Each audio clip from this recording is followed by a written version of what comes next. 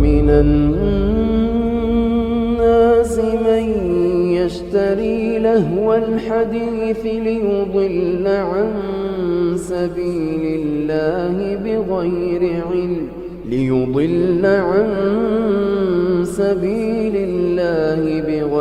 علم ويتخذها هزوا أولئك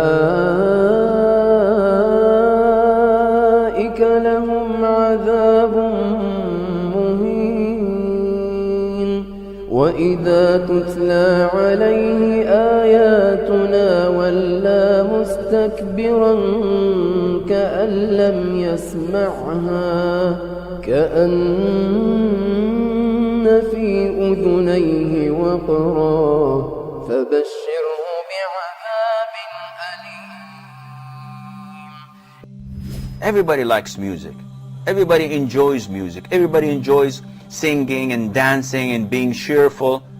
So why would someone say it's haram? It's very simple. To know the ruling over something, we have to go back to the Quran and Muslim. We are Muslims. We have to go back to the Quran and to the Sunnah. Do we get our religion from out of the Quran and Sunnah? No. If you go to the Sunnah, the most authentic book for Muslims, any Muslim Sunni, you would ask him, he would say Sahih al-Bukhari. This is the most authentic book on earth after the Quran. And in Sahih al-Bukhari, the Prophet ﷺ tells us that there will be people of my ummah making haram things halal. And they would make adultery, fornication. They would make silk. They would make consuming intoxicants, khamr. And music instruments halal. 4 things. The Prophet ﷺ told us that there will come people who would make these haram things halal. So the Prophet is the one who told us that music is haram. And the evidence behind it is overwhelming. There is no scholar on earth, Muslim scholar, that allows you to listen to Beyonce and Madonna and Michael Jackson and those. That is completely out because, number one, it's dirty, it's filthy, the lyrics are horrible, terrible. They encourage you to move your body and to shake your thing, as they say. May Allah forgive us, really. You move your body, you are sexually hyped up. So it's a dirty industry. Ask those who are in it. It's filthy. When you hear about music, you hear about how to attract the opposite sex, and it's all about love and all about, your emotions. And so at home you're not happy. When you go to work, you see someone you're working with and you're busy thinking, ooh, the music fits exactly here, and so on. Things are happening. People are tampering with our minds. The power that music has on humans' mind has been well documented for thousands of years. Hundreds of scientific studies have proven that music can have a profound effect on human emotions, sensory perceptions, and behavior. In 1839, Heinrich Wilhelm Dove made a fascinating audio discovery when he uncovered this strange phenomenon of binaural beats, which are special frequencies within music that affect how brainwaves behave and consequently our mood. A more recent study in 2012 by psychologist Annette Schirmer uncovered that our perception of the external world can be directly affected by musical rhythm, because our brainwaves become in sync with auditory beats. What's most intriguing about this study is that Schirmer realized that when people move in synchrony, they are more likely to perceive the world in synchrony. This means that our mental process can be altered simply by using music to manipulate brainwave oscillations.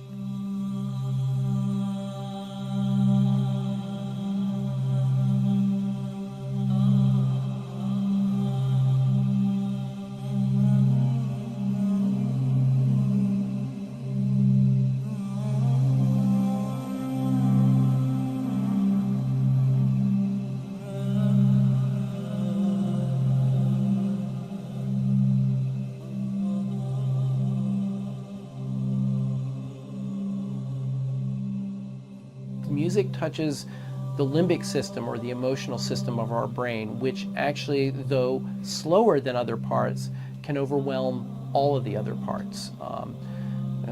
Think about how we lose our mind when we fall in love. And we literally do, because of the power of the emotion.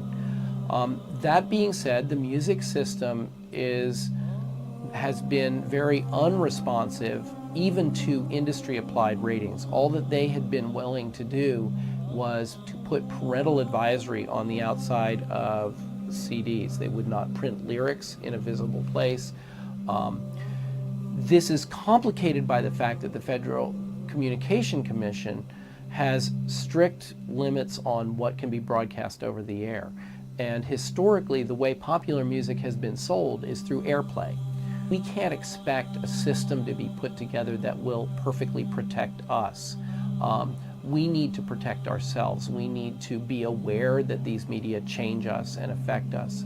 And we need to actively understand what they're doing, how they're doing, and make choices of whether we want that to be done to us. I think nowadays music is probably one of the easiest means to lose your moral sense.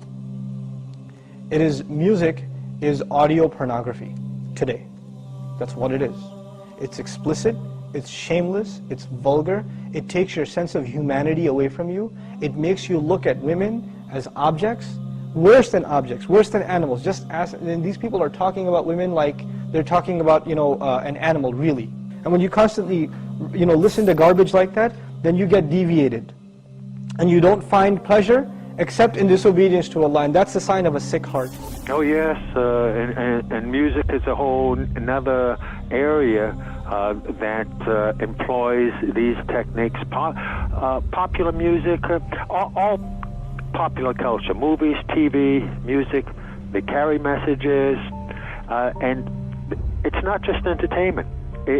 Entertainment is not value-free. It has ideological content. It presents a worldview that influences the people who are watching or listening. So we've got this disconnect, thinking that entertainment is harmless when it's the most important delivery system of propaganda, because it influences people without their conscious awareness, and that's the ultimate in controlling people in society, is to do it without them being aware of it. Now, you can't even listen to the lyrics because they're so disgusting, right? They are so filthy.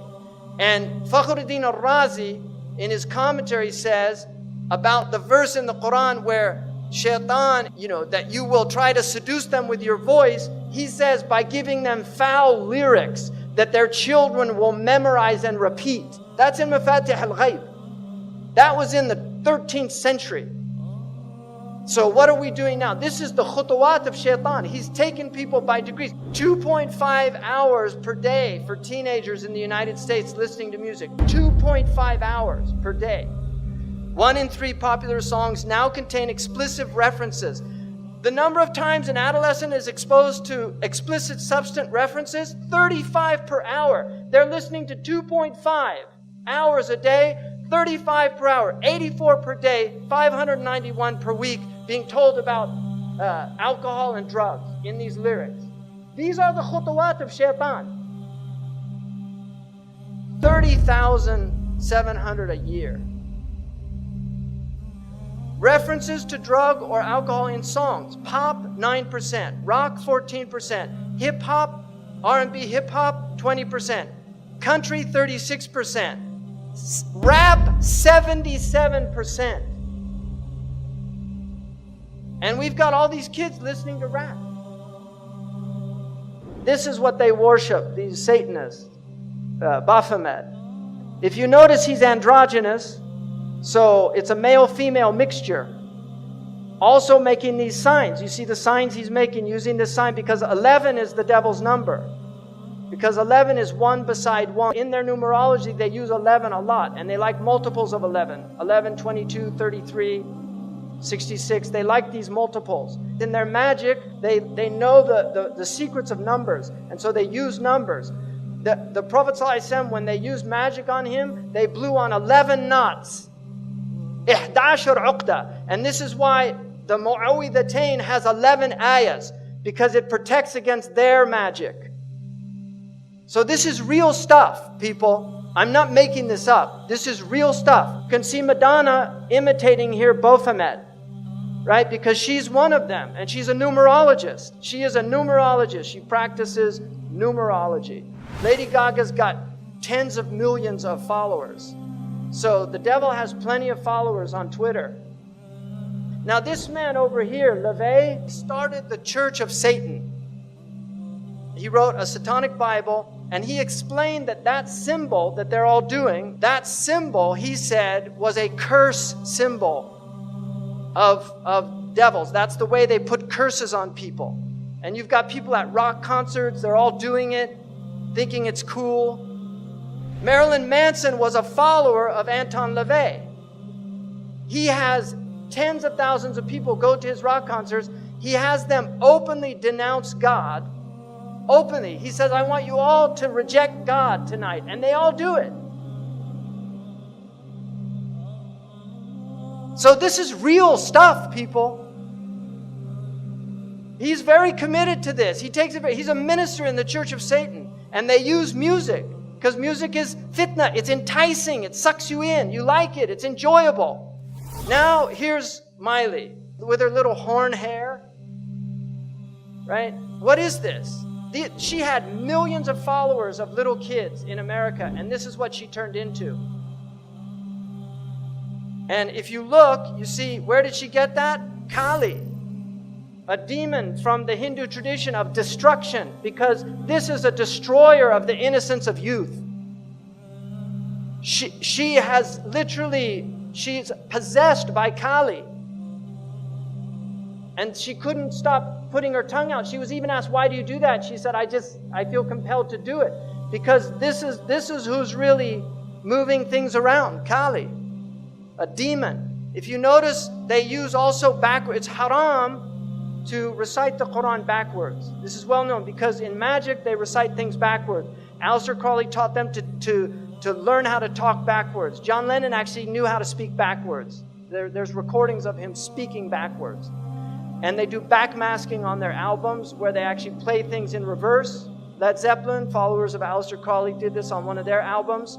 So you're getting literally magical messages. I think that we all, as artists, because we're highly sensitive people, and this machine around us, this so-called music industry, is such a demonic thing. It sacrifices people's lives and their essences. The number one problem in Hollywood was and is and always will be pedophilia. That's the biggest problem for children in this industry. The casting couch even applies to children. Oh yeah. Not in the same way. It's all done under the radar. Nobody talks about pedophilia. It's the big secret. And it's widespread? Oh yeah. But didn't you release a CD like almost 10 years ago? Yeah, I mean, I released a gospel record when I was 15 because I grew up in, a household where all I ever did was listen to gospel music, and my parents are both traveling ministers, and so I kind of sang about, what was going on in my life at 15, and that's how I got introduced to the music industry. Because I swear I wanted to be like the Amy Grant of music. Yeah. But it didn't work out, and so I sold my soul to the devil. I sold my soul to the devil. I know it's a crack deal.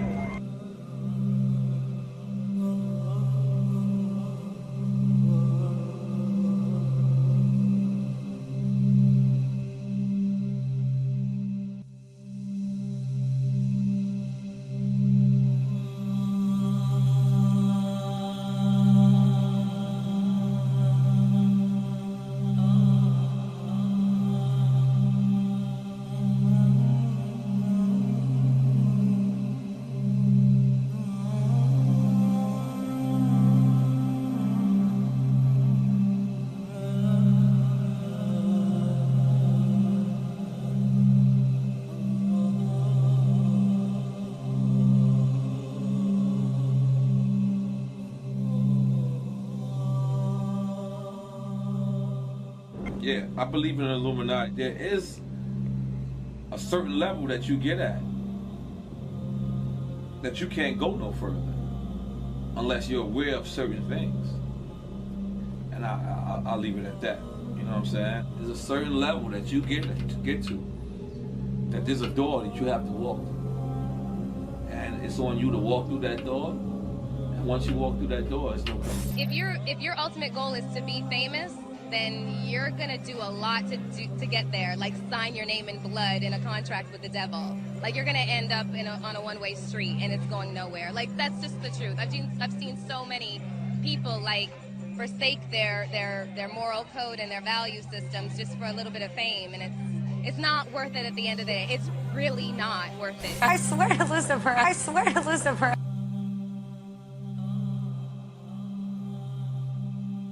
We're seeing a society that not only has a lot more people of lower IQ, but a lot fewer people of higher IQ. In other words, a dumbing down, a chemical dumbing down of society. So everyone's sort of mediocre. That leaves them dependent on government because they can't excel. We have these people of lower IQ who are totally dependent. Then we have this mass of people who are going to believe anything they're told because they can't really think clearly. And very few people of very high IQ who have good cognitive function who can figure this all out. And that's what they want.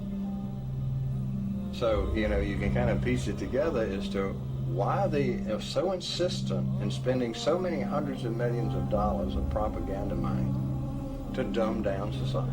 Now you see in the West, people listen to music all the time. They're always plugged in. They get in their car, they turn on the music. They walk, they put in their earphones and they listen to their music, and people have long playlists. They spend a lot of money on these things, and so they're lost. They don't have free time to think anymore because their lives are filled with sound. So the demons have immense tools that they've never had before, and they're using them very effectively.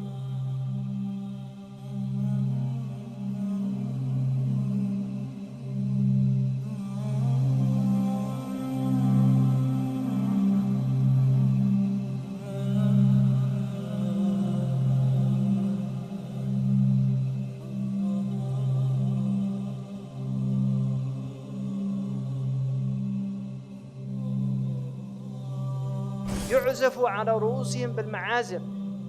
Musical instruments will be on their heads. How did he know about that? That's what it says. I didn't make that up. It says they'll have ma'azif على رؤوسهم ma'azif. On their heads are musical instruments. Who would have known what that meant at the time of our Prophet ﷺ? But now we see it, all these people everywhere. Your mind is filled with their thoughts. You're not even yourself anymore. You're listening to Rihanna or Madonna or Haifa Wahbi or whoever the latest fashionable singer is. أعوذ بالله من الشيطان الرجيم. اللهم بلغ. اللهم بلغ. اللهم بلغ.